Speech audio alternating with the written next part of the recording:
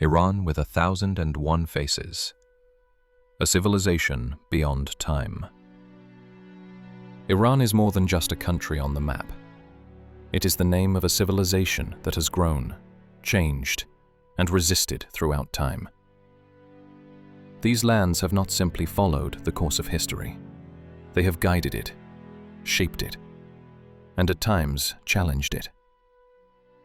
This historical journey, which began with the Achaemenids' ideal of justice, extends to the Safavids' establishment of a sect, the collapse of the Qajar dynasty, the Pahlavis' forced modernization, and the theocratic strict order of the Islamic Republic. But Iran is not just the history of dynasties or forms of government.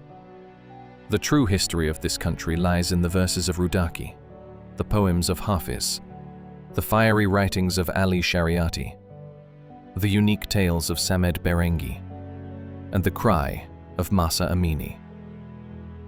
Farsi is not just a language here. It keeps a resistance, an aesthetic, and a spirit. Today, Iran is at the center of the global stage, not only because of its past, but also because of its present. The Israeli attacks that began on June 13, 2025, with the apparent support of the US and heavy bombardment, and Iran's multi-pronged response, show that this region has now become both a historical and geopolitical battlefield. Iran is once again being cornered, militarily, politically, and ideologically. And its determination to resist is quite high. This documentary will show 1,001 faces of Iran through a chronology of events, sparks of ideas, and the footsteps of the people. Because Iran is a unique identity, fighting against the established order. Throughout history, Iran has resisted Arabs, Mongols, Turks, and Westerners. Yet it also bears their traces. It is neither completely Eastern nor completely Western. It is a specific third way. Perhaps this is why the first question someone who wants to understand Iran should ask is, what paths did Iran renounce to become what it is today? A civilization emerges from the Achaemenids. Iran's recorded history begins with the Achaemenid Empire in the 6th century BC. Its founder, Cyrus the Great, gained fame in the ancient world as a ruler who governed with justice. When he conquered Babylon, he did not harm the gods, temples, or the local people. The Cyrus Cylinder, issued in his name and nearly 18 centuries older than the Magna Carta, is today recognized by UNESCO as the world's first human rights declaration. During the Achaemenid period, it became a multi-ethnic empire. Cities such as Persepolis and Susa were centers of culture and governance. The royal road connected all parts of the empire and trade flourished. However, this glory came to an end when Alexander the Great burned Persepolis in 330 BC. Nevertheless, the Achaemenids laid the foundations of Iranian identity. Zoroastrian ethics, multiculturalism, and political flexibility remain as the most important legacies of this period. The Parthians and the Sassanid Empire, two faces of revival. An Eastern power that challenged Rome, but an empire that is rarely mentioned in history books. The Parthians, Safavids. They were the first dynasty to initiate the rebirth of Iran after the Hellenistic period. They inflicted a heavy defeat on Rome in the Battle of Karhai in 53 BC. However, internal turmoil prevented long-term political stability. In 224 CE, the Sassanids took the stage. Zoroastrianism became the official religion of the state. The royal family and clergy acted as a unified force. The Sassanids transformed Iran into the cultural leader of the region, with their art, engineering, and sense of justice. The scenes of Shapur capturing the Roman emperor are still visible today in stone reliefs. However, religious oppression, growing inequality, and class antagonism made the people receptive to a new faith, Islam. The Sassanid period established the religious, administrative, and cultural structure of Iran. Although shaken by Islam, this structure did not disappear completely. It continued to exist for centuries. The rise of Islam. Transformation or adaptation? When the Arab Islamic armies conquered Sasanian territory in 651 AD, Iran underwent a major change, not only politically, but also culturally and religiously. Zoroastrianism was no longer the state religion. However, this was not a unilateral surrender, but a process of mutual transformation. According to historians, Iranians did not merely adopt Islam, they reshaped it through their own cultural filter. The Persian language retained its existence and, over time, became the most refined cultural vehicle of classical Islamic civilization. Great poets such as Rudaki, Firdevsi, and Hafiz became the artistic symbols of this resilience and adaptation. Shiite clerics played the most important role in the spread of Islam in Iran. This class replaced the wise priests of the Sasanian period. Through madrasa education, they taught classical sciences such as logic, grammar, and rhetoric. They increased their social influence through the close ties they established with the people. And Iran took its place in history, not as a conquered land, but as a civilization that transformed its conquerors. Between the Turks and the Mongols, identity reborn with every invasion. In the 11th century, the Seljuks conquered Iran. However, this was not a cultural assimilation. The Book of Government, or Rules for Kings by the Iranian vizier Nizam al-Mulk, blended Seljuk politics with the Iranian tradition of thought. The Seljuks made Persian the language of the court, becoming the bearers of this civilization. In the 12th century, the Mongol invasion reduced Iran to ruins. However, the Achaemenids gradually adopted Islam, and Tabriz once again became a cultural center. Architecture, miniature painting, and astronomy flourished. Amidst all this destruction, Iranian identity always demonstrated a fluid but indivisible structure. This period revealed both the resilience and transformative power of Iranian identity. No matter which foreign power took control of the country, it had to become Iranian in order to govern. Despite military and political defeats, Iran's cultural power eventually prevailed over its invaders. The Safavids, from sect to state.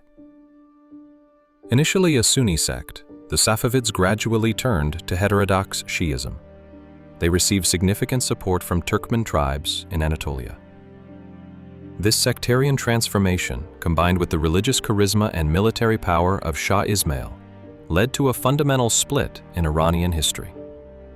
In 1501, Shah Ismail established the Safavid Empire in Tabriz and declared Shi'ism the official religion. This decision was as much ideological and geopolitical as it was religious. The Safavids thus took a strong stance against Ottoman Sunni expansionism. Internally, central authority strengthened. Externally, sectarian divisions deepened. Iranian identity during this period was shaped by a new synthesis of Persian heritage and Shi'ism. This period was a turning point that both ensured religious unity and increased oppression and nomism among the people. During the reign of Shah Abbas, sectarianism became the state ideology. Clerics were integrated into the court, and Shi'ism became the bearer of state ideology in Iran. During this process, the Shiite ulama became an institutionalized class. The ijtihad system increased the influence of clerics over the people by allowing them to make their own interpretations. This new order created a permanent path between the people and the state, which had important consequences in modern times. The Safavid period laid the foundations for Iran's current religious and political structure. However, with the end of Safavid rule in 1736, the Afshar and Zand dynasties that replaced them did not last long, and the country was plunged into more than half a century of political turmoil. The Qajars, between collapse and awakening. In 1796, the Qajar dynasty reunited Iran. However, this unity was superficial. A strong central authority could not be established. Landlords, tribes, and religious groups in the provinces acted independently. The state budget was constantly in deficit, and land and concessions were sold to Western companies for a pittance. Historians describe this period as the era when the state completely detached itself from the people. Debauchery reigned in the palace while poverty prevailed in the streets. The people's first major reaction was against the tobacco concession granted to the British. The ulema, a section of the merchant class, and the people united in the tobacco protest, and Nasir al-Din Shah was eventually forced to withdraw the concession law. The first modern newspapers were published during this period, and demands for a constitution began to rise. The emulation of the West gained momentum, but at the same time, it became apparent that the West was exploiting Iran. As women became slightly more visible in public life, the desire for modernization and the reaction against colonialism grew simultaneously. The Qajar dynasty played a leading role in Iran's political and economic collapse, but the crises they created paved the way for the awakening of the people and the birth of the constitutional movement. The 1906 Constitutional Revolution. Justice or chaos? The 1906 Iranian Constitutional Revolution was a constitutional transformation that also caused a mental shift. For the first time, the people raised their voices against absolute monarchy with such determination and volume. From Tabriz to Tehran, mullahs and merchants came together. Ulema and students marched side by side. The Majlis was established as a governing organ and became a symbol of the people's aspirations. Along with the Russian Revolution of 1905 and the Young Turk Revolution in Turkey in 1908, the Iranian Revolution of 1906 was a link in the same chain, expressing the common quest for freedom of nations. These movements were symbols of the struggle of peoples rising up with similar demands in different parts of the world to determine their own destiny. However, not everyone accepted this new order. Groups loyal to the Shah declared the revolutionary fighters traitors. The parliament was besieged several times. The groups within the constitutionalists were unable to maintain unity and began to disintegrate from within. Some mullahs opposed the constitutional monarchy on religious grounds, while others supported it. This internal turmoil exhausted the people and destabilized the movement. Despite all this, the 1906 Constitutional Revolution was an important step in Iran toward constitutional governance, the demand for freedom, and the idea of popular sovereignty. Nevertheless, the revolution, lacking institutional consolidation and suppressed by both internal and external forces, was never fully extinguished. Since that day, no Iranian has forgotten that they are not condemned to absolute silence in the presence of authority. Even within the political structure of today's Iran, some of the seeds sown by that revolution are still alive. Reza Khan and modernization, advancing with the sword. Was modernization a form of oppression or a path to freedom? Reza Khan was a low-ranking officer who grew up in the Cossack regiment, an important part of the Iranian army. However, thanks to his military discipline, aptitude for politics, and ambition, he quickly rose through the ranks. The 1921 coup was organized through this brigade. Reza Khan marched on Tehran as commander of the military units and seized power de facto. After the coup, he first became war minister and then prime minister. In 1925, he ended the Qajar dynasty but did not abolish the monarchy. He proclaimed himself Shah and established the Pahlavi dynasty. He chose the slogan, God, Shah, Nation, to symbolize the interconnected foundations of his reign and the new Iranian state he had established. This slogan reflected an important aspect of Reza Shah's ideology, which combined religious, monarchist, and nationalist elements. His claim was to take Iran out of medieval darkness and transform it into a modern nation-state. He took steps to strengthen central authority in a country where 2/3 of the land was controlled by tribal groups. He built railways, opened new schools, instituted a Western-style legal system, and introduced compulsory military service. Women were encouraged to remove their hijabs, and men were encouraged to wear Western clothing. As part of these visible modernization efforts, he changed the country's international name in 1935. Persia became Iran. The Iranian people had always referred to their country as Iran. Persia was a foreign name. This change was not merely a matter of choosing a name. It was part of the claim to return to historical roots on the international stage. While making innovations in architecture and education, Reza Shah sought to strengthen his image of creating a new Iran through concepts. However, when viewed realistically, these reforms symbolized an enlightenment only on the surface. During the same period, tribes were forcibly settled, ethnic groups were suppressed, and opposition was silenced. Freedom of the press was abolished, theaters were censored, and books were subject to police control. Modernity was not a genuine transformation involving the direct participation of the people. It became an image imposed from above. The state was like a sculptor aiming to shape its citizens, while the people were reduced to silent stones. The British ambassador to Iran at the time described the atmosphere of fear that reigned at the time with the following words: "The cabinet was afraid of the Majlis was afraid of the army, and they were all afraid of the Shah." As time passed and Reza Shah's power grew, the second word, Shah, began to overshadow the others and become the dominant force in his governance. The slogan was no longer God, Shah, Nation, but Shah, Shah, and Shah. Reza Shah embraced modernity only as an appearance, a mechanical order. He neglected to build the spirit of this process. While Iran was advancing on one hand, it was experiencing a deep crisis regarding its roots on the other. The poverty of the people became even more persistent. Modernization severed the bond between the people and the state in an irreversible manner. During this process, Iran was being shaped both from within and from outside. In particular, Britain had begun to direct politics from behind the scenes in order to increase its control over Iran's oil resources.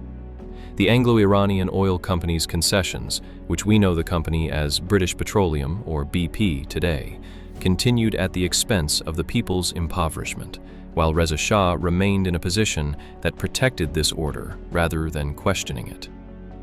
The US, on the other hand, deepened its influence in Iran through education policies, military advisory services, and infrastructure projects from the 1930s onwards.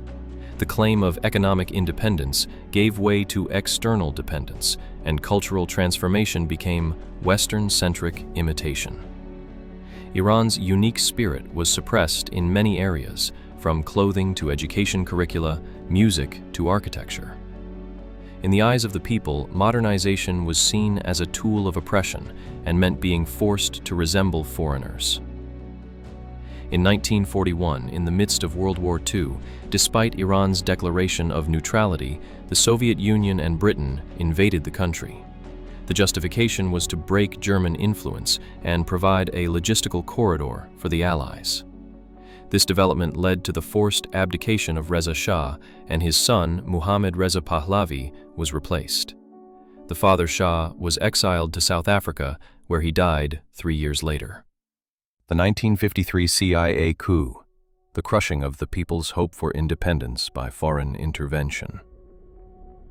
Prime Minister Mohammad Mossadegh, elected by popular vote in 1951, had a worldview that advocated independence, secularism, and social justice.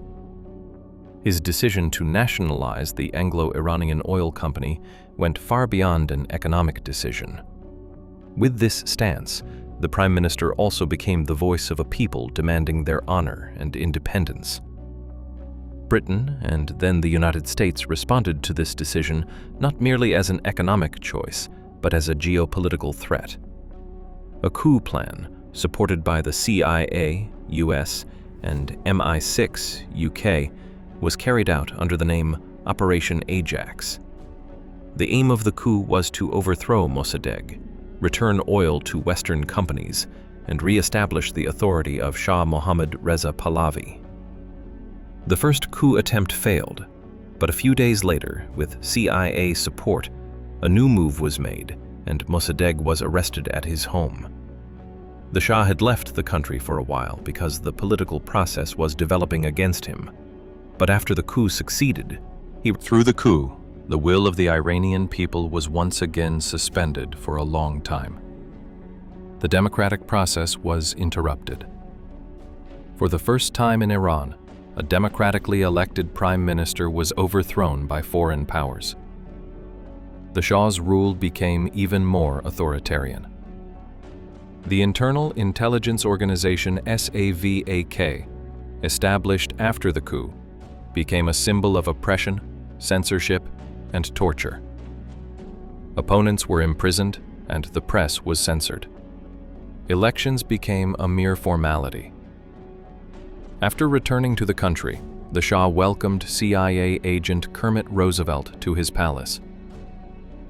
Roosevelt recounts in his memoirs that the Shah thanked him with the following words. The first words he said were spoken gravely, solemnly. "I owe my throne to God, my people, my army, and to you."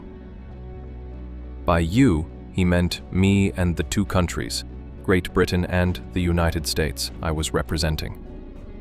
We were all heroes. The image of the US and Britain in the eyes of the Iranian people was seriously damaged. This trauma formed the emotional foundation of the 1979 Islamic Revolution.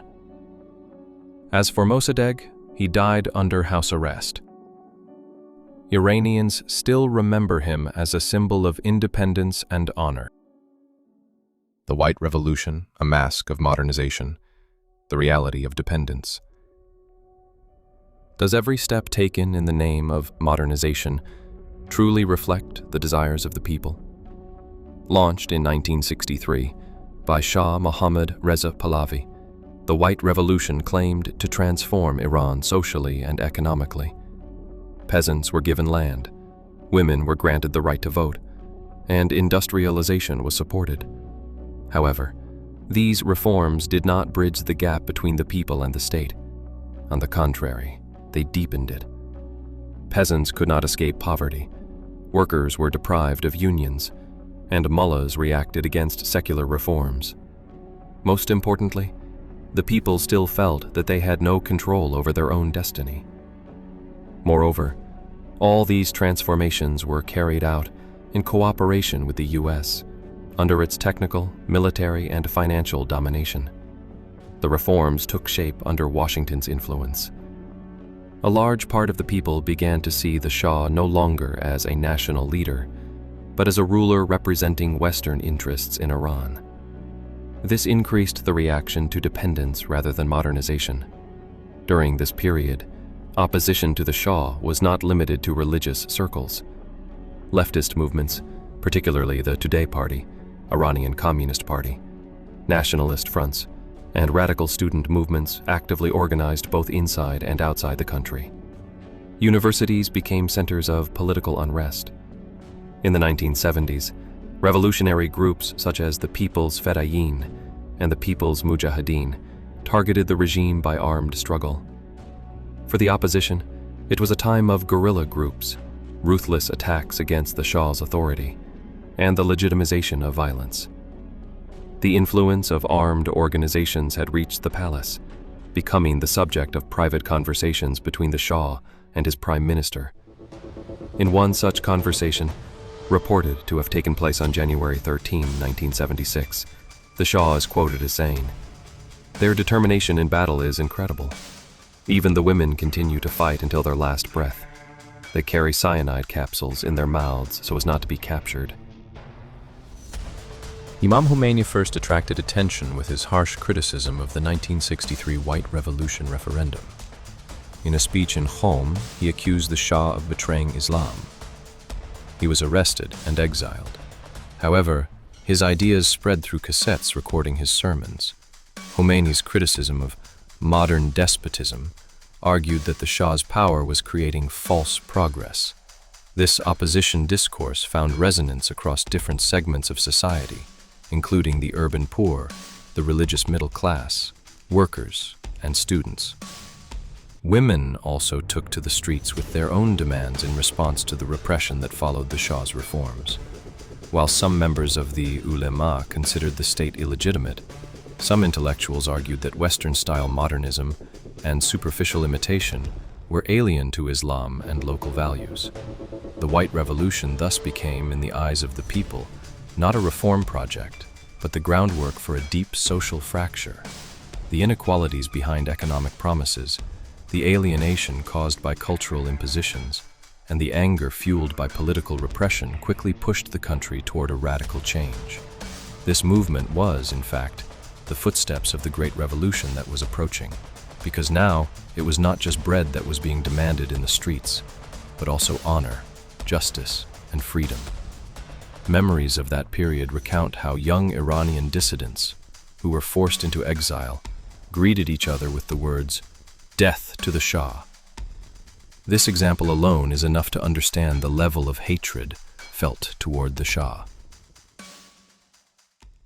The 1979 Islamic Revolution, the people's breath, suppressed for years, is suffocating the regime. At the end of the 1970s, Iran was living under a system that appeared westernized, but was rotten to the core. Shah Mohammad Reza Pahlavi took pride in his economic development initiatives, but the situation on the streets was quite different. It is clear that economic inequality was one of the fundamental dynamics of the 1979 Iranian Revolution. The Shah's modernization projects, known as the White Revolution, were carried out with foreign advisors and detached from the people, causing social unrest to grow over the years. Despite increasing oil revenues, this wealth was not distributed fairly. The lavish lifestyle of the royal family and the elite around them, as well as Shah Reza Pahlavi's statements during royal ceremonies, in which he sometimes portrayed himself as God's representative on earth, caused great anger among the people. A small number of companies and individuals around the Shah, a significant portion of which were foreign companies, controlled lucrative contracts and public resources, deepening the gap between the rich and the poor. This unjust economic structure also legitimized the religious leaders' criticism of moral decay. The Iranian bazaar, the center of traditional trade, became one of the main pillars of struggle by acting in alliance with religious authorities, providing both financial support and social legitimacy. As the agricultural sector collapsed, rural to urban migration increased, and hundreds of thousands of people were forced into poverty in slums. Inflation, unemployment, and income inequality fueled anger, especially among young people. In this environment, the people's response deepened, and economic reasons combined with political rhetoric to become the driving force behind the revolution. The collapse was not only economic, it was also a moral and cultural crisis. In the name of modernity, the government had suppressed identities, denigrated religious values, and built an unbridgeable wall between tradition and the people. By the late 1970s, Iran was like a pressure cooker, ready to explode. The Shah's oppressive governance, income inequality, rising poverty, social contradictions caused by unplanned urbanization, and Western-oriented authoritarianism united different segments of society around a common anger. Workers, students, clerics, women, leftists, nationalists, all were united for the same goal, the overthrow of the Pahlavi regime. And Imam Hussein was remembered once again as a symbol of suppressed rebellion. Karbala emerged from the history books and was relived in the streets, in manifestos, in sermons, and in student protests. The Iranian philosopher Ali Shariati's understanding of revolutionary Shi'ism particularly influenced young intellectuals. Shi'ism, for the first time, became such a powerful ideology of opposition. Ayatollah Khomeini was in exile in Paris, but he ruled the minds of young people in Tehran. His revolutionary sermons were copied onto cassettes and listened to secretly. In one of his speeches, Imam Khomeini said, "Iran is not just a mere piece of land, it is the name of divine resistance." The slogan, "Neither East nor West, only Islam," became more of a state of mind than a geographical decision. Throughout 1978, protests spread like wildfire from Tehran to Qom, from Mashhad to Abadan. Friday prayers became days of protests. Martial law was declared, demonstrations were fired upon, and thousands of people were killed. Hundreds of thousands of people took to the streets, wearing shrouds and digging their own graves, to show that they were not afraid of the Shah's bullets. Many proposals for compromise were put forward to save the Shah's power.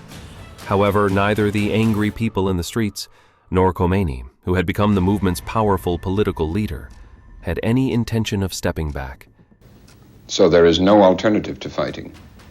بنابراین هیچ نوع راه حلی جز جنگ با شاه نیست. هیچ راه حلی نیست. There's no any other solution but to fight. In the end, it was not the people who stepped back, but the army. The Shah was defeated and forced to leave the country, never to return. On February 1st, 1979, when Khomeini returned from 15 years in exile, millions of people greeted him at the airport with the slogan, "You are our soul, Khomeini." On February 11th, Iranian radio announced, "This is the voice of Iran, the voice of the real Iran." The revolution had triumphed. And the revolution was not just a governmental change. It was the moment when the people took control of their own destiny for the first time. On the other hand, the Islamist mullahs had already begun to move faster and in a more organized manner than anyone else to implement their political agenda. The Islamists' march to victory. How did they manage to seize power? What political strategy did they employ that differed from that of the leftists or liberals? The Islamists' seizure of power during the 1978 to 1979 revolution was not merely the result of mass anger against the Pahlavi dynasty. It was also the product of their much more organized and strategic actions compared to other opposition groups, as well as their ability to use their advantages to achieve their political goals. First, the ulema class in Iran had held deep authority in both the religious and social arenas throughout history. The network of mosques, madrasas, and mullahs that extended to the remotest villages of the country made the Islamists' capacity for organization unique. This network served not only as places of worship, but also as centers of reliable communication, mobilization, and resource gathering. The influence of leftists and liberals, however, was largely confined to urban intellectual circles and a segment of the working class. They failed to penetrate rural areas or devout masses. Second, Ayatollah Khomeini clearly defined the movement's focus. The Shah must certainly go, and an Islamic-based governance must be established instead. This was a stance that rejected interim solutions, such as negotiations or partial reforms. Khomeini's uncompromising line and thirst for power offered the masses a strong and clear alternative within the fragmented opposition. The propaganda campaign he conducted from exile in Paris, his sermons copied onto cassettes, and the slogan, "Ni East, ni West, only Islam," provided ideological clarity and accelerated the mobilization of the masses toward a political goal. In addition, Islamists were adept at transforming social rituals into political action. The story of Karbala, Muharram ceremonies, funeral marches, and Friday sermons served as both a way to protest and organize. This method kept them in touch with the people, even though the government tried to stop them. The ulama presented Islam as an ideology of justice and resistance, using rhetoric that fit with the cultural codes of the people. Islamists also led in seizing the initiative. Even before the Shah's overthrow, they established neighborhood committees, aid networks, strike coordination groups, and security units, the future Revolutionary Guards. Thus, when the regime collapsed, they were able to immediately fill the gap left by the state apparatus. Other opposition groups, particularly leftists and liberals, were unable to achieve the same success due to ideological fragmentation, limited grassroots support, and organizational disarray. In conclusion, the success of the Islamists was based on the social legitimacy provided by religious authority, nationwide grassroots organization, charismatic and uncompromising leadership, mass mobilization through religious symbols, effective use of technology, and timing. These advantages enabled the Islamists to quickly take control of all state mechanisms in the post-Pahlavi era. The revolution had emerged from a popular movement. However, it was the organizational capacity and strategic superiority of Islamists that transformed this voice into a permanent power. In the shadow of Khomeini, from revolution to theocracy. The Islamic Revolution in Iran in 1979 marked the fall of one political system, as well as the establishment of a new one, with all its structures.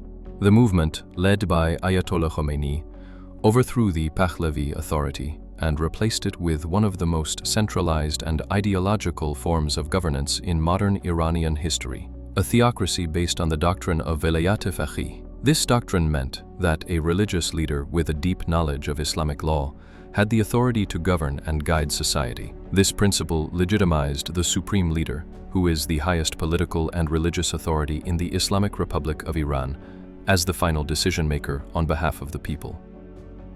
The political system in Iran has been established as a complex structure, shaped by elections but with real power concentrated in the hands of the religious leader. The legislative body, the Islamic Consultative Assembly, consists of members directly elected by the people and enacts laws. The president is the second most powerful figure, directly elected by the people and responsible for the administration of state affairs. However, the powers of all these institutions are subject to the absolute control of the religious leader, as defined in the Constitution. The religious leader serves as both a theological and political guide, and has the authority to appoint members of important institutions, such as the Guardian Council. This council oversees the compatibility of laws enacted by the parliament with Islamic law, and approves or vetoes candidates in elections. Thus, while elections appear democratic, the power of religious authority within the system is consistently maintained through the inspection of candidates and laws. This structure, which took shape with support from various segments of the population in the early days,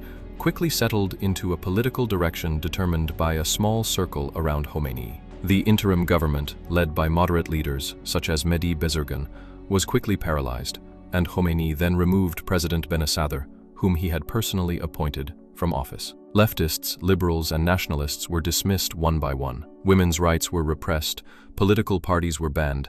Khomeini overshadowed this structure, which he described as a government on paper, through revolutionary committees, a network of imams spread throughout the country, and revolutionary courts.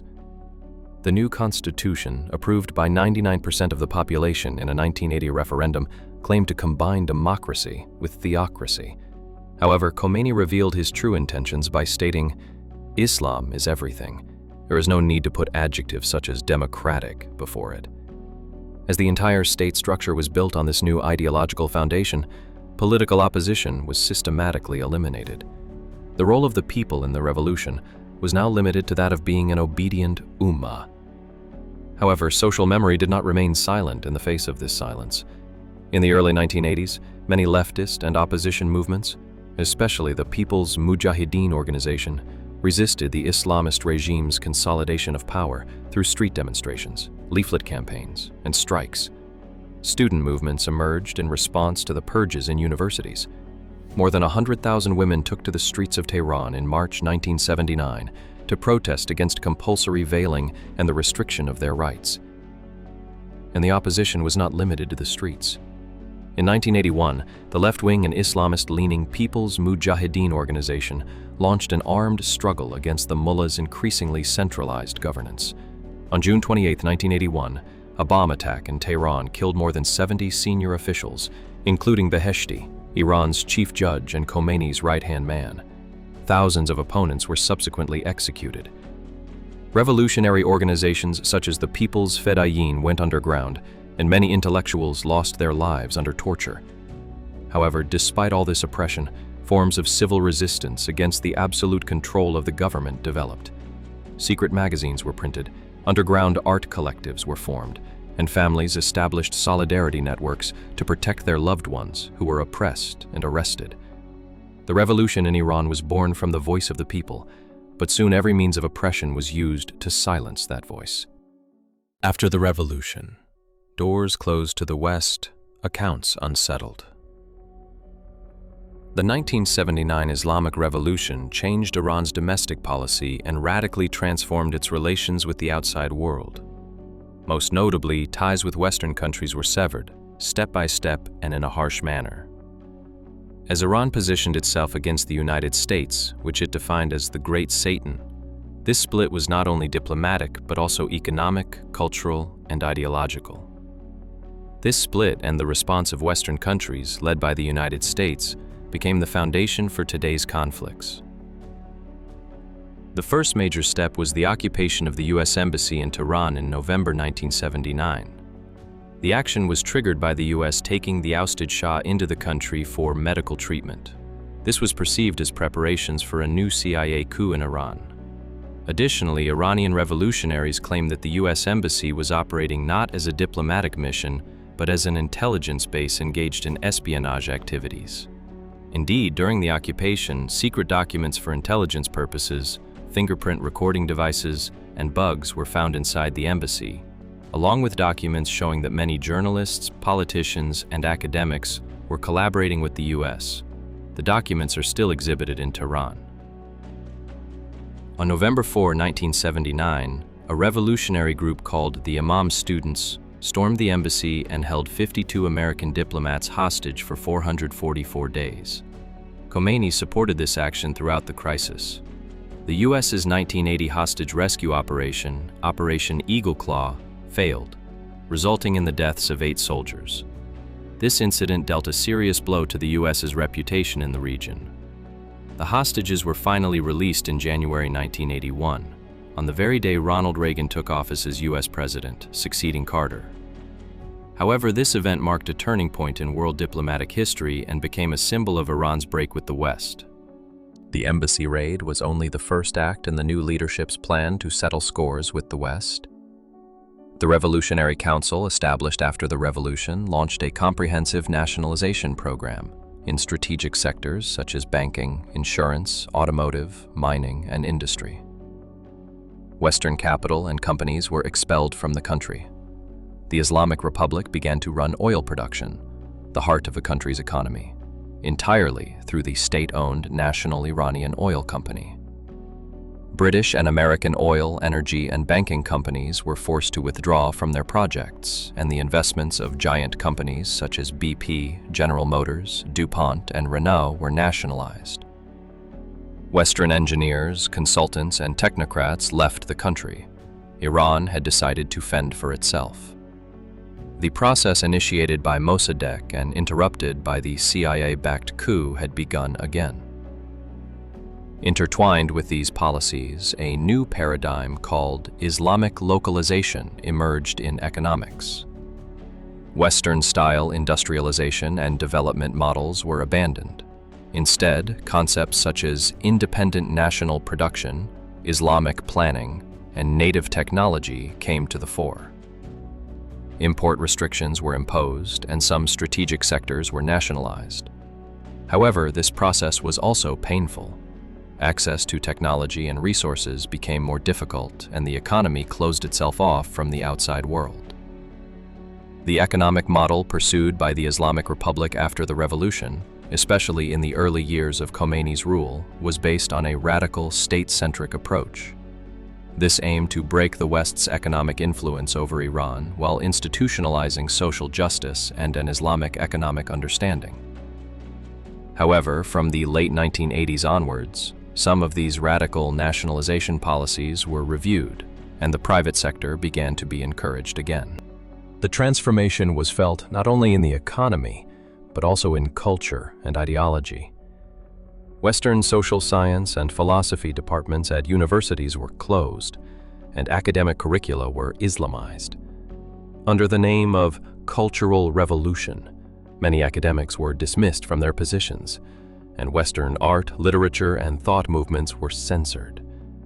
Education and cultural policies in Iran were transformed into a structure framed by religious dogmas. Iran's policies toward the U.S. and Israel became even more radical. The decision to recognize Israel, which had been made during the Shah's reign, was revoked. The Israeli embassy was closed, and the building was given to the Palestine Liberation Organization. All military agreements with the U.S. were suspended. Iran began to act on the claim that it would establish its own independent ideological line based on Islam outside the global system. Propaganda and media control were instrumental in presenting all these steps to the public. anti-US sentiment was constantly promoted on television, radio, and newspaper headlines. The legitimacy of the new system was explained to the public through resistance to imperialism. The slogan "Great Satan," written on the walls of the former US Embassy building in Tehran, became a symbol of this perspective. Amid all this, a question arose. In freeing itself from the West, had Iran also abandoned its own internal freedoms? While the revolution symbolized struggle against external forces, it was also establishing a new authority internally. And this authority relied more on its own ideological resolve than on the will of the people. Power in the heart of war, the Iran-Iraq War and internal consolidation.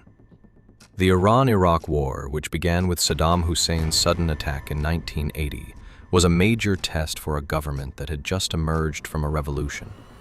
However, this war was not a crisis for the Khomeini regime, but rather an opportunity. This bloody conflict, which lasted 8 years, served as a laboratory for the consolidation of the political order.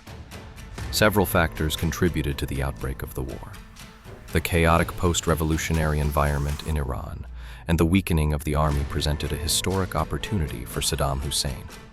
The Iraqi government cited sovereignty disputes over the Shatt al-Arab waterway and the 1975 Algiers Agreement as justification, but its real motivation was to break the regional influence of the Iranian Revolution and consolidate its leadership in the Arab world.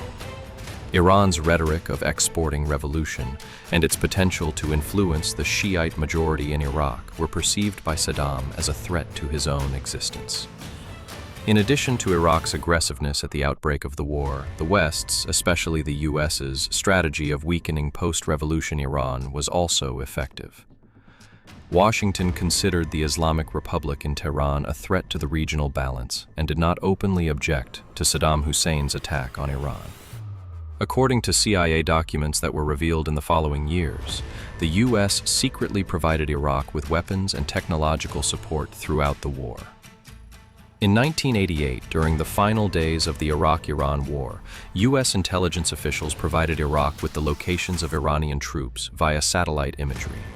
Thanks to the intelligence and satellite maps provided by the US, events unfolded in Iraq's favor, and Iran was forced to the negotiating table. Meanwhile, while supporting Iraq, the US also sold weapons to Iran, becoming part of a series of secret deals known as the Iran-Contra scandal. This hypocritical stance not only prolonged the war but also strengthened the Tehran government's rhetoric of holy resistance against imperialism. Throughout the war, Iran mobilized its people through the concept of sacred defense. Tens of thousands of young people rushed to the front lines with the desire to become martyrs, and mosques, schools, and neighborhoods were organized around a culture of jihad. The war continued both on the front lines and in cultural and social life. The Revolutionary Guards, IRGC, transformed from small volunteer units into a massive security apparatus during this period. The besieged militia remained active after the war, serving as the eyes of the state on the streets, in schools, and on the internet. While the country faced severe economic hardships, these difficulties were justified through religious values such as martyrdom, patience, and the survival of the revolution. Internal enemies, leftists, liberals, the People's Mujahideen, were harshly suppressed. The war ended with what Khomeini called the cup of poison, but during this process, the new order had consolidated its institutional structure, purged the opposition, and put the people under a strict ideological regime. A political order established with gunpowder had been consolidated with gunpowder. Rafsanjani and structural change, pragmatism or concession? Ayatollah Khomeini died in 1989. Following his funeral, which was attended by millions of people, Ali Khamenei assumed the position of supreme leader in 1989. Ali Akbar Hashemi Rafsanjani, who was elected president at the time, wanted to turn a new page for Iran. The 8-year Iran-Iraq war had exhausted the country, destroyed its infrastructure, and bankrupted its economy. Rafsanjani sought to rebuild the country by using a pragmatism approach that pushed ideology into the background. During these years, known as the construction period, infrastructure investments, privatization, and foreign investment incentives were promoted. While Rafsanjani signaled a transition to a free market economy, the ideological core within the state did not fully support this. State-backed companies, particularly the economic arms of the Revolutionary Guards, exploited this process for their own interests. The newly emerging Iranian bourgeoisie became even more integrated into the state. In social life, women's presence in universities increased, but this increase was limited to controlled education rather than full emancipation. Censorship continued. Economic reform was prevented from leading to cultural transformation. Rafsanjani brought Iran out of the devastation of war. In foreign policy, he sought to establish a balance between East and West. He improved relations with Europe, but tensions with the US continued. Hatemi and the Reformist Spring, an era of hope and disappointment. In 1997, the unexpected election of Mohammad Hatemi as president sparked great hope among the Iranian people. Concepts such as the rule of law, freedom of expression, and dialogue between civilizations entered the official discourse. Free debate began in universities, newspapers diversified, and reformist rhetoric rose. However, this spring atmosphere was short-lived. The powerful structures of the state, particularly the judiciary, the Revolutionary Guards, and the office of the Supreme Leader, systematically resisted Hatemi's reformist cabinet. Newspapers were shut down, students were arrested, and reformist MPs were vetoed. Interestingly, Hatemi refrained from taking radical steps during all this. Even though his supporters took to the streets, he preferred to maintain the balance within the system. This caused the reformist wing to lose confidence. When the 1999 student uprisings were suppressed, Hatemi remained silent. The reformist discourse became ineffective in the shadow of timidity. Nevertheless, this period was a phase in which the public sphere expanded, women became more visible, and new intellectual currents were discussed in Iran. Perhaps Hatemi failed, but he made the people's desire for change visible. The Ahmadinejad era: populism, hardening, and crisis. The election of Mahmoud Ahmadinejad in 2005 marked the emergence of the conservative wing of the system with a populist face. Presenting himself as a leader close to the people, Ahmadinejad actually came to power with the strategic support of the religious leadership. Throughout his rule, he adopted an anti-US and anti-Israel nationalist rhetoric. He accelerated the nuclear program. Economic sanctions against Iran were increased. During this period of intensified sanctions, the Revolutionary Guards increased their power in the economic sphere. Domestically, he pursued populist policies. Direct aid projects, cheap housing, and scholarships were distributed. However, inflation and unemployment could not be eliminated. The 2009 presidential elections witnessed the birth of the Green Movement. Ahmadinejad was declared the winner, but the belief that the election was rigged brought millions to the streets. These protests were harshly suppressed and opposition leaders were placed under house arrest. Ahmadinejad appeared loyal to the system with his defiant rhetoric toward the West, but eventually clashed even with the supreme leader. He came to power as a populist figure but left behind questions about whether the people were truly happy. The axis of resistance: Iran's shadow beyond its borders. After the 1979 revolution, Iran adopted a strategy of exporting the revolution. This did not primarily mean direct intervention, but rather implementation through ideologically and politically aligned proxy forces.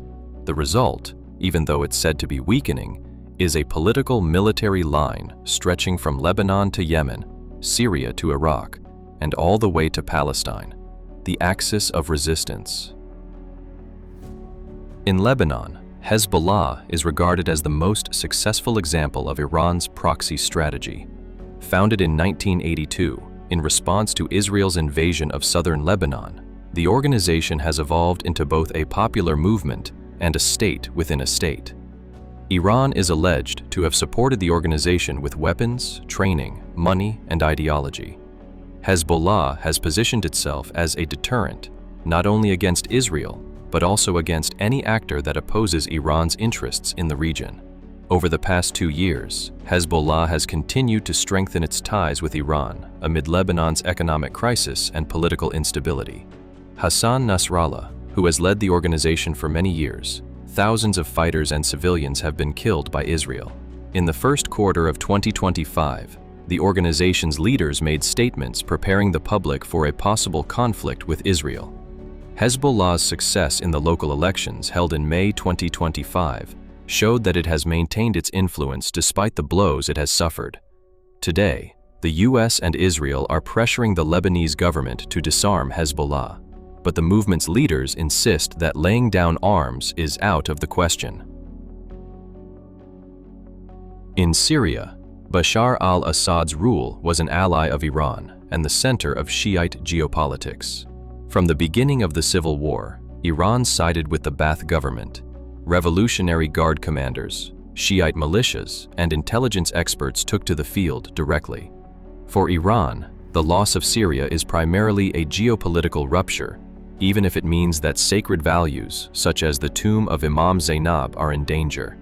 At the same time, Assad's fall and the rise of Hayat Tahrir al-Sham to power were among the events that most encouraged the US and Israel to attack Iran. In Iraq, Hashd al-Shabi, an Iranian-backed Shiite militia coalition, was formed and mobilized against ISIS. Over time, these militia groups gained an important role in Iraqi politics. The US killing of Qasem Soleimani, commander of the Quds Force in Baghdad in early 2020 was, in a sense, a response to Iran's axis of resistance policy. In Yemen, Ansarullah, the Houthis, became an extension of Iran's strategy in the Arabian Peninsula. In the war against the Saudi-led coalition, Iran did not directly supply Ansarullah with weaponry, but provided advice, political legitimacy, and propaganda support. This support was as much part of Iran's geopolitical struggle in the Gulf as it was part of the Yemeni struggle against foreign intervention. The Houthis responded to heavy bombardment by Saudi Arabia, the United Arab Emirates, and other states with ballistic missile attacks. Subsequently, attacks in the first quarter of 2025 escalated tensions in the region and intensified diplomatic contacts between Riyadh and Tehran. Tensions also rose between the US and Ansarullah. In the first months of 2025, the US launched a comprehensive air and sea offensive against Ansarullah, claiming that it was targeting trade routes in the Red Sea. Ansarullah continued its retaliatory attacks against US ships and bases. These steps increased security concerns in the Gulf region and reinforced the US's tough stance against Iran and the axis of resistance. And Palestine. These lands and people are not only a political cause for Iran, but also the heart of the revolution's universal message. The Israeli embassy in Tehran was transferred to the Palestine Liberation Organization after 1979. Jerusalem Day is celebrated annually with official ceremonies, and political and ideological support is provided to armed groups in Gaza. Western states, meanwhile, blamed Iran for the October 7 attacks on Israel by Palestinian organizations. At the same time, direct relations were established with organizations such as Hamas and Islamic Jihad. Iran has integrated the Palestinian struggle into its axis of resistance against Israel, and this rhetoric has also played an important role in domestic politics. The assassination of Hamas leader Ismail Haniyeh in Tehran by an Israeli airstrike in April 2024 demonstrated the heavy price of this relationship. This assassination was a direct message to Iran. Israel's bombing of Iran in June, while it continued its attacks on the Palestinian people in Gaza, is a concrete sign that Iran and Palestine share a common destiny. Today, this axis of resistance is the backbone of Iran's foreign policy. Tehran has built these forces as a kind of cross-border defense wall. But one question that comes to mind is Iran managing this network, or are proxy forces shaping Iran? And perhaps the answer lies in the streets of Palestine, the ruins of Damascus, the elections in Baghdad, and the mountains of Yemen. Borders are not drawn with weapons, but with loyalty, and Iran continues to write the map of that loyalty. The Rouhani era, breathing through diplomacy. Elected president in 2013, Hassan Rouhani was a figure who could bridge the gap between reformists and pragmatists. His biggest promise was a diplomatic compromise that would free Iran from international isolation. His promise was the Joint Comprehensive Plan of Action, JCPOA. The agreement was signed between Iran and the P5+1 countries, namely the 5 permanent members of the United Nations Security Council and Germany. Signed in 2015, the agreement provided for the lifting of UN, EU, and US sanctions in exchange for Iran limiting its nuclear activities. Economic recovery began quickly. Airbus deals were signed, foreign investors returned, and oil exports rose. However, in 2018, US President Donald Trump withdrew from the agreement signed during the Obama administration and took back all the gains. Iran's economic and political balance was shaken once again. The freedoms promised by Rouhani were not materialized. The JCPOA was presented as a diplomatic success at the international level, but it did not bring about lasting change in the daily lives of the Iranian people. The agreement provided Iran with partial legitimacy on the international stage and some economic breathing space. In 2019, mass demonstrations triggered by a gasoline price hike quickly spread to many cities and turned into street clashes, with tens of thousands of people raising their voices against the high cost of living. These protests were proof that the relief was only temporary. From Raisi to Pezeshkian, crises, losses, and the search for a new direction. Ibrahim Raisi, who was elected president in 2021, was previously head of Iran's judiciary and was known for his hard-line stance. When he took office, the country was facing economic difficulties and regional pressures. As expected, Raisi's policies were based on responding to these pressures with force. The strict enforcement of the hijab laws for women and the violent suppression of the protests that began after the death of Mahsa Amini marked his tenure. At the same time, Raisi worked in harmony with the Revolutionary Guards to strengthen Iran's axis of resistance strategy in countries such as Syria, Yemen, and Lebanon. Meanwhile, pressure on Iran from Western countries and Israel intensified. Raisi's death in a helicopter crash in 2024 was a symbolic turning point. Some interpreted the accident as normal, while others saw it as meaningful. While some circles spoke of unnatural intervention in the crash, the state turned it into a national mourning and unity call. In the 2025 election, Masoud Pezeshkian, known for his reformist identity, was surprisingly elected president. Pezeshkian, an Azerbaijani-born doctor, had previously served as vice president of the parliament and attracted attention with his moderate statements on women's rights and freedom of expression. His election was interpreted as a renewed hope among young people and the urban middle class. However, in the Iranian system, the president's powers are limited and the religious leader holds the real power. Therefore, the extent to which Pezeshkian's promises of reform will be implemented will depend on the balance of power within the state and the attitude of the Revolutionary Guards.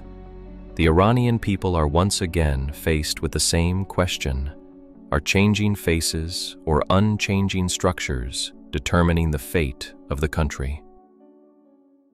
Mahsa Amini and the Women's Uprising. On September 13, 2022, 22-year-old Mahsa Amini was detained by the morality police for allegedly violating the hijab rules and died shortly thereafter. The official statements were not credible.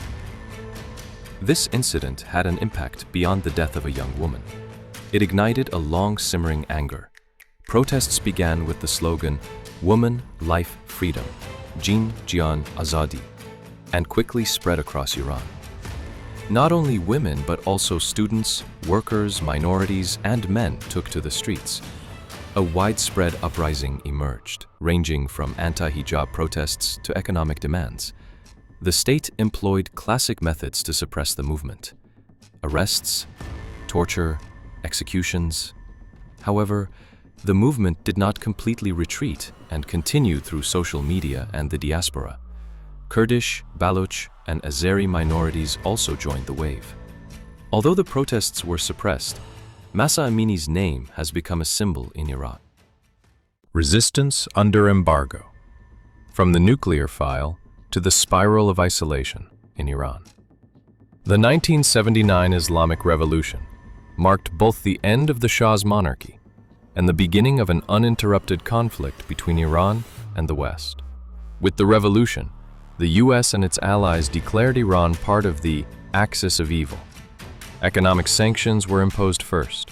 Iran's foreign assets were suspended, trade was restricted, and investment in the oil industry was banned. In 1984, Iran was added to the list of countries supporting terrorism. The Clinton administration's dual containment policy that followed targeted both Iran and countries cooperating with it. By the beginning of the 2000s, Iran had been pushed out of the global system in diplomatic, cultural, and financial terms. This isolation deepened, particularly in relation to its nuclear program. States like these and their terrorist allies constitute an axis of evil. Although Iran was a signatory to the Nuclear Non-Proliferation Treaty, its uranium enrichment activities were not considered transparent by the West. Starting in 2006, heavy sanctions were imposed by the United Nations, the European Union, and the United States. Iran was removed from the SWIFT system. Energy exports were restricted, and its central bank was effectively paralyzed. The economic situation quickly deteriorated, with rising inflation and unemployment. Problems such as medicine shortages and limited access to education became more apparent. This containment was political and psychological pressure as well as economic. Iranian students were unable to find scholarships abroad, international publications were censored, and digital technologies were blocked. Iranian artists and academics were isolated from the global stage. The West's goal was not only to force Iran to abandon its nuclear program, but also to destabilize the country from within and incite the people against their government. Israel's recent airstrikes against Iran, coinciding with its calls for the people to change the regime, are a clear indication of this strategy. But this strategy has not always been successful. On the contrary, the Iranian state sought to strengthen national unity by presenting this external pressure as a threat of invasion. The nuclear program was defined as a matter of national honor and independence, beyond an energy or security issue. The Revolutionary Guards gained power in both the military and economic spheres during this process. Iran also sought diplomatic channels. It negotiated in 2003, 2006, and 2012, but no lasting agreement was reached. Although the nuclear agreement signed in 2015 offered hope, the Trump administration's withdrawal from the agreement in 2018 reversed the process. At this point, Iran's nuclear program is seen not as a weapons project, but as a symbol of resistance to sovereignty. The West's pressure on Iran cannot be explained solely by nuclear security concerns. The main issue appears to be the positioning of a state like Iran, with strong historical roots and significant military, political, and cultural weight in the Middle East against the Western order. For the West, the threat is not whether Iran will build a nuclear bomb, but its determination to remain standing despite pressure and threats.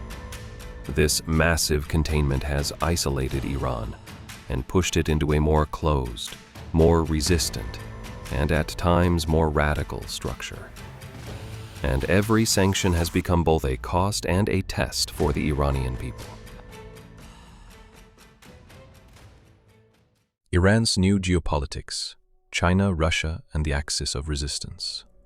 Iran has decisively shifted its focus eastward in an effort to extricate itself from its long-standing crisis with the West and break out of its isolation. This transformation is not just economic, but also geopolitical and ideological. The 25-year Strategic Cooperation Agreement signed with China in 2021 was a massive integration project covering energy, transportation, infrastructure, and digital infrastructure. China has become Iran's largest energy customer and investor. At the same time, it has increased its influence in many areas, from digital surveillance technologies to energy infrastructure. Relations with Russia were not limited to the economy.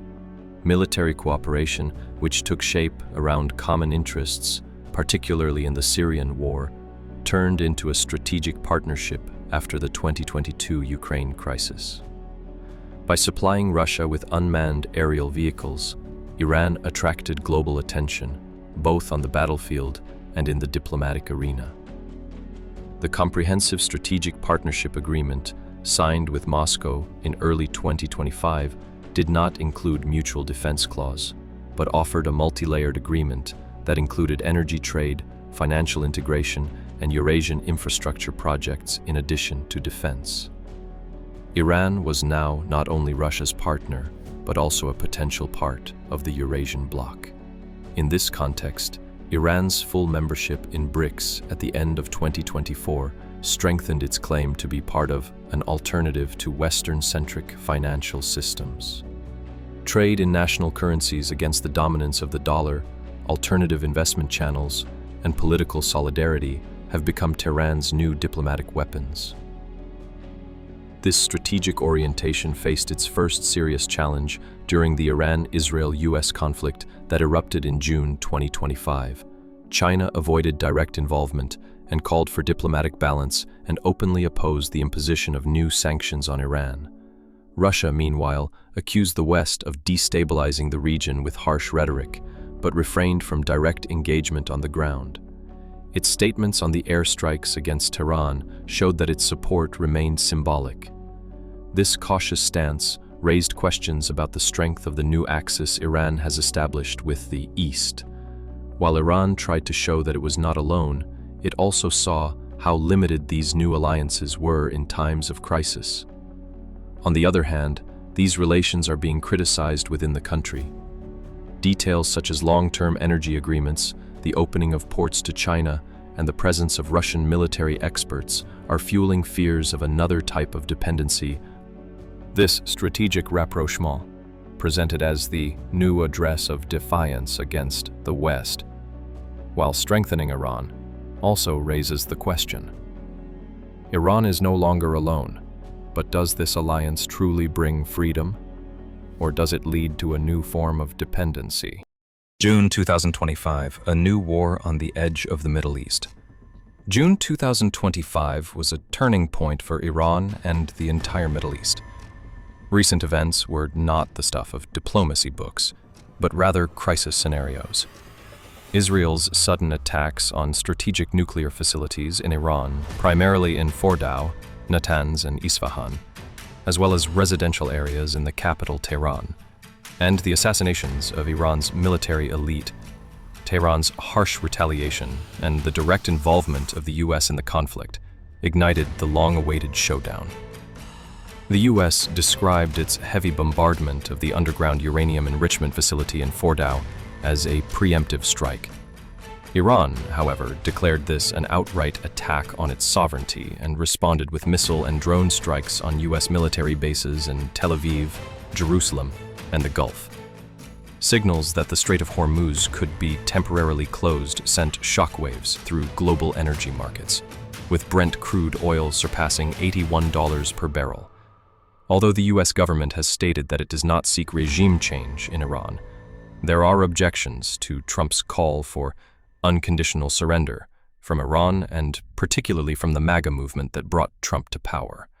The White House claims that Iran is destabilizing the region, but the voice echoing in the streets of Washington is much louder and clearer. Is a new endless war beginning? As we mentioned earlier, there have been notable developments in the diplomatic arena. China has chosen to remain neutral in the conflict, stating only that it supports the ceasefire and opposes sanctions. Russia, although critical of the attacks on Iran in its initial statements, has adopted a more cautious rhetoric over time. Moscow has defined its support for Iran in terms of commitment to the principle of sovereignty. Both powers have opted for strategic patience rather than direct military support. Ultimately, a temporary ceasefire was reached between Israel and Iran. However, there are serious doubts about the sustainability of this ceasefire. Iranian officials argue that this agreement gives the US and Israel an opportunity to reorganize and put new attack plans into action. Tehran's statements make it clear the regional temperature has hardly cooled. A multi-pronged crisis is deepening in the region. Alongside military clashes, migration waves, energy shocks, and psychological and intelligence wars waged through the media are shaking regional balances. The axis of resistance, Hezbollah in Lebanon, Hashd al-Shabi in Iraq, and Ansar Allah in Yemen, defines this crisis as a war of existence. And now the world is searching for the answer to this question. Are these events a short-lived escalation, or are they the first act of a new Middle East war, or even World War III? From the depths of history to the heart of society, telling the story of a country is undoubtedly more than just listing the names of its leaders and the dates of its wars. In an ancient land like Iran, true history is hidden in the lamentations echoing in the streets, in stories passed down from mouth to mouth, or in graffiti written in the dark of night. So far, we have followed Iran's political history, revolutions, coups, wars, and diplomatic ruptures, step by step. In a moment, we will see Iran from a somewhat different perspective. Religion was much more than a belief in these lands. Women were not only figures seeking rights, but also figures who wrote history. Rebellions were not aimless uprisings, but the expression of the people's longing for justice. And art. In Iran, art was often the voice of the silenced and the language of forbidden emotions. Now, let us look at the real Iran through the lens of history. Culture and art in Iran, from fire to sound, the unsilenceable spirit. In his work West Eastern Diwan, Goethe, one of the pinnacles of Western culture, engages in a deep intellectual and emotional dialogue with the Iranian poet Hafiz, creating a poetic universe where East and West converge. And a saying attributed to him goes, "The light of the East shines in Persian poetry." Iranian culture is an expression of the struggle, aesthetics, and existence that have sprung from a rich heritage. Throughout history, art in this land has produced beauty, but it has also been the language of collective emotions, beliefs, and rebellion. Silence was an aesthetic choice in Zoroastrian temples, while the stone reliefs of the Achaemenids were an expression of power with elegance. Light was sacred in Zoroastrianism, and this light was manifested in the patterns of infinity on carpets and the gold plating of palaces. The Sassanid period shone with silverwork, music, and court theater, and in the post-Islamic period, this tradition reached its peak with Persian miniatures, calligraphy, and poetry. In the Middle Ages, poets such as Hafiz, Rumi, and Sa'di were sources of both literature and wisdom. Iranian poetry was like the whisper of a spirit speaking to the divine order. During the Safavid period, miniature art experienced its golden age, but music and performing arts regressed for religious reasons. During the Qajar period, painting was revived, particularly in the form of court portraits under the influence of Europe. During the Pahlavi period, cinema, theater, and modern painting developed to a certain extent. During this period, Iranian artists began to appear in the public sphere, but this visibility was under state control. Political criticism was censored, theater and literature must not deviate from the state line. The repression of dissident writers and theater artists in particular led creative expression to turn to indirect narration and metaphor. Despite all the repression, Iranian artists never fell silent. Samed Berengi's The Little Black Fish was a rebellion against the oppression of the Shah era in the guise of a fairy tale. The fish, who rebelled against tyranny with his dagger, became the conscience of millions. After the 1979 revolution, art was once again placed within an ideological framework. However, this new environment of oppression did not destroy art either. Abbas Kiarostami spoke through symbols. Asghar Farhadi exposed social secrets in domestic conflicts. Majid Majidi spoke through the eyes of children, using the language of innocence and spirituality. Shireen Nishat, in exile, depicted both the repression in Iran and the identity crisis of Iranians abroad through the body and voice of women in a universal language. Censorship is not the enemy of art, but the birth pangs of new forms and new metaphors. Iranian cinema continues to produce works of international renown. Today, art is still alive in Iran. The echo of music is deep. Poetry is hidden in the soul of the people. Street graffiti is art reflected on walls. And every generation's little black fish is still bravely swimming toward unknown seas. Religion in Iran, from belief to system, from heart to control. Iran is home to some of the world's oldest religious traditions. Zoroastrianism was a religion, but it was also the foundation of the Sassanid state system. The principle of good thoughts, good words, good deeds determined both individual ethics and the understanding of government. However, while providing a spiritual system, this teaching also gave rise to a structure in which the clergy and the government were intertwined. With the advent of Islam, Iran encountered a new religion, but the place of religion within the social structure was familiar. The rise of the Shiite sect in Iran became the ideological protection of the state, especially during the Safavid period. The ulama became the source of legitimacy for the rulers. Religious law permeated every sphere of society. The 1979 Islamic Revolution took this structure to a completely different dimension.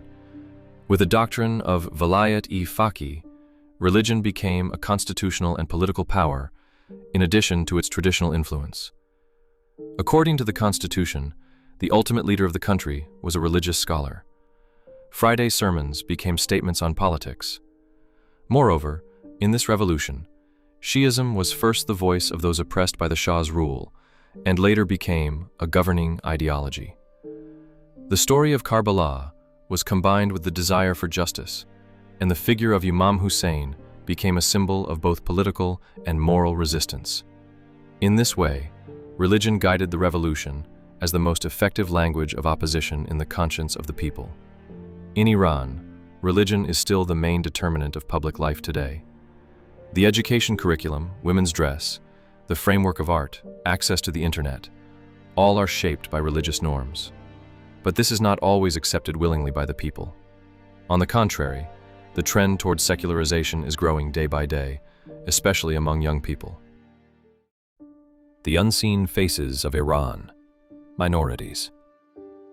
Although Iran appears to be a centralized nation-state, it is essentially a complex structure comprising dozens of ethnic, linguistic, and sectarian identities.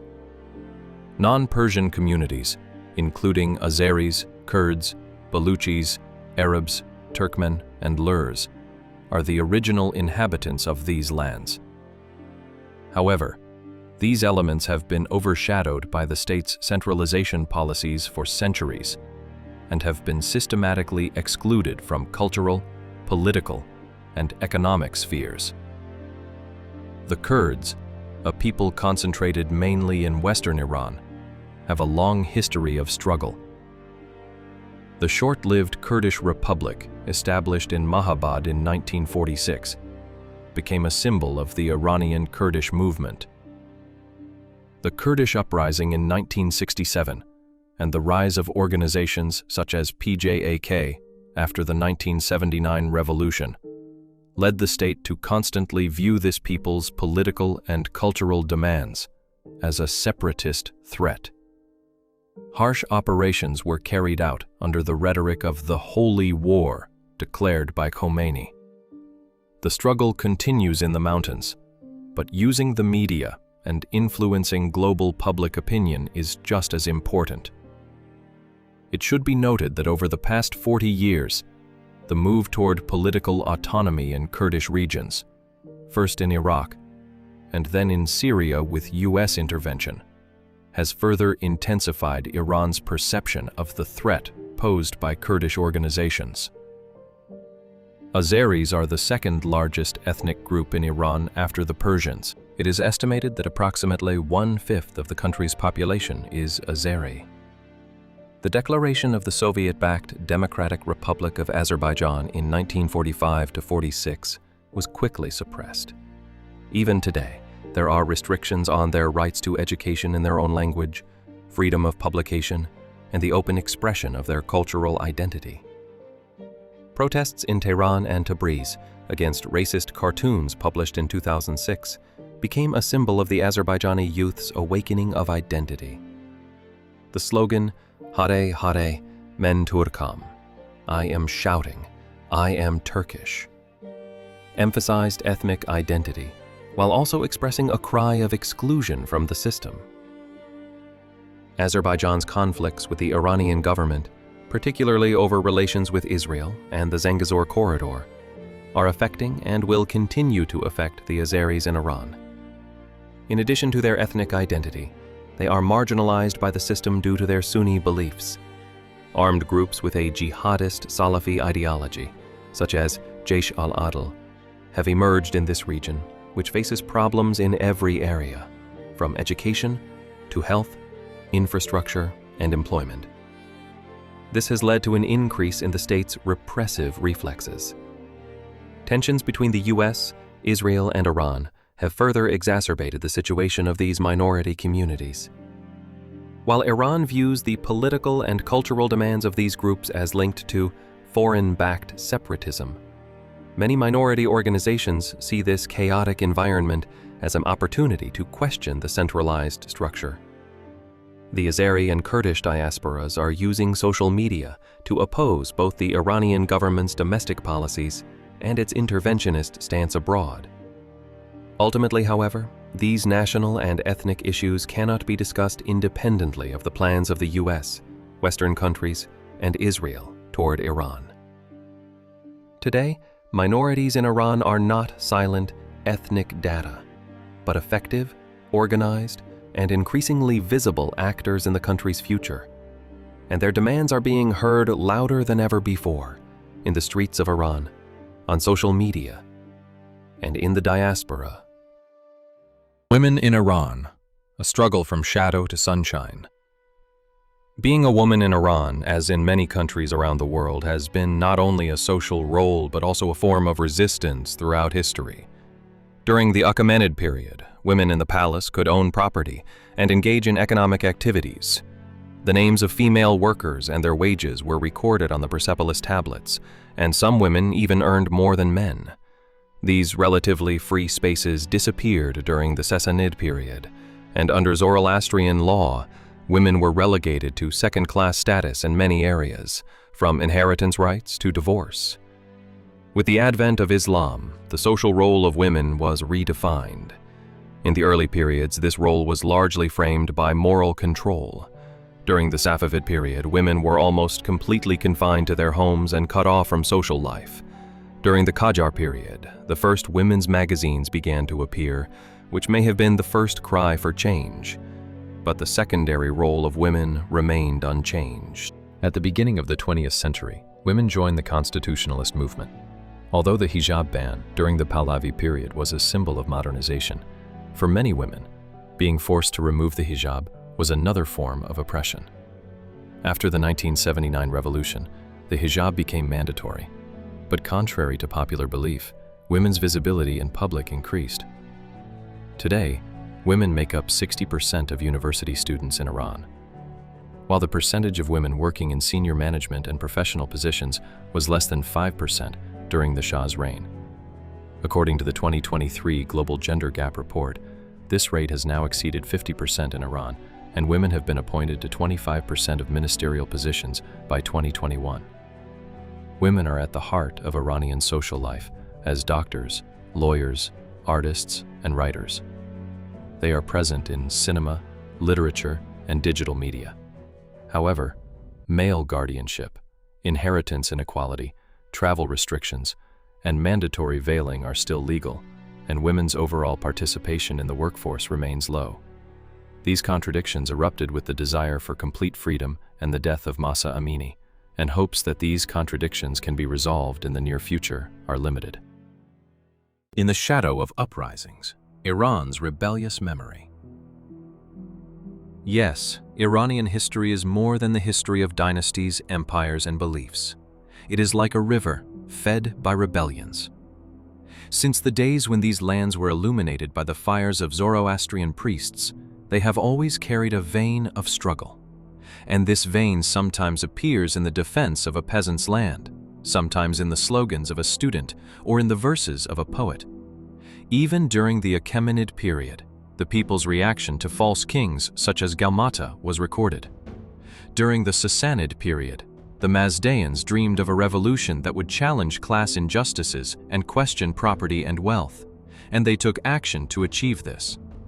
When the teachings of good thoughts, good words, good deeds were replaced by an unjust caste system, rebellion became inevitable. In the post-Islamic period, leaders like Babek Hurremi took up arms against both ethnic and sectarian exclusion. The uprising has been as much about existence and survival as about political choice.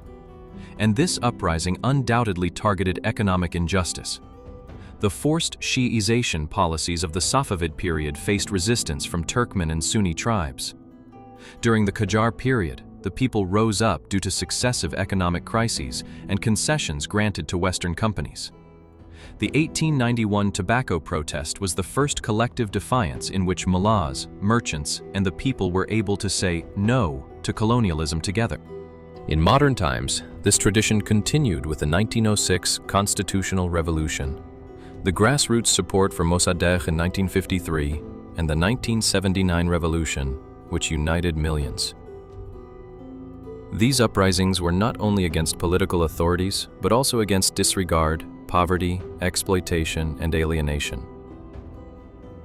The Iranian people have spoken in different languages, but with the same tone throughout the ages. We want justice.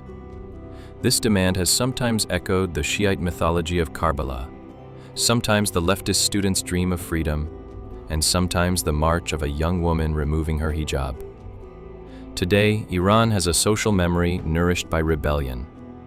Even silence carries political meaning here. Iranian history is full of rises and falls, struggles, searches, and unanswered questions. From the Achaemenids to the present day, there has been an ideal of liberation in every era, but each ideal opened the door to another shadowy period. The periods changed, but the quest remained the same. Who are we, and where are we going? In 1979, the people took to the streets and history was rewritten once again. But the revolution soon changed shape in the hands of the spiritual authorities. Reforms were promised, but the system always avoided exceeding its own limits, and the Iranian people never fell completely silent. Today, in 2025, Iran is once again in the midst of a historical storm. Attacks on nuclear facilities, open pressure from the US-Israel alliance, energy crises, and proxy wars intensifying on regional fronts. Iran is once again under siege. Iran is a country of mullahs, but also of millions of connected online citizens. 60% of the population is under 35, and this generation communicates through digital platforms such as TikTok, Telegram, and Instagram. And at the heart of this cycle, Iran is not only grappling with its inner contradictions, but also confronting the global order. It is trying to turn its isolation into political power, with a policy of the axis of resistance against Western domination, Israel's policies toward Palestine, and the unipolar world led by the US. For Tehran, this is no longer just a geopolitical strategy, but an existential claim. Not to surrender is to survive. Today's Iran is a country riddled with contradictions, theocratic but technological, oppressive but creative, traditional but revolutionary. It is neither entirely theocratic nor entirely secular, neither purely Eastern nor purely Western. Iran is the internal story of a people trying to find its own way. This documentary tells the story of a people's journey that is not yet over. Because understanding Iran means not only understanding what it is, but also what it is striving to become. One of the great poets of Persian, Sadi Shirazi, wrote centuries ago, "If the world is a body, Iran is its heart."